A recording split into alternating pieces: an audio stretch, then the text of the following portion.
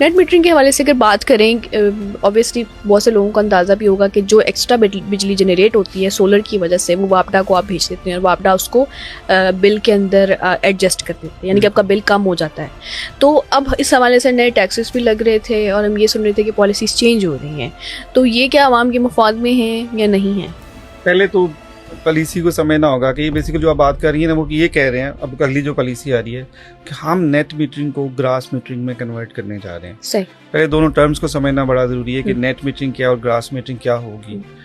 अब जो पॉलिसी है नेट मीटरिंग की वो ये है, सपोज हम फिर वो 10 किलोवाट वाली एग्जांपल को ही चलाते हैं ताकि देखने वाले को उसी पे रहें सारे।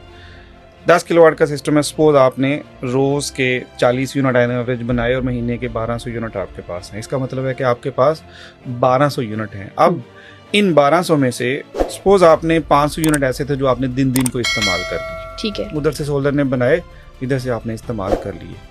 700 यूनिट ऐसे होंगे जो वापस मीटर में जा चुके होंगे, ओके, ग्रीन मीटर जिसको हम यहाँ AMI मीटर बोलते हैं, उसमें जा चुके होंगे।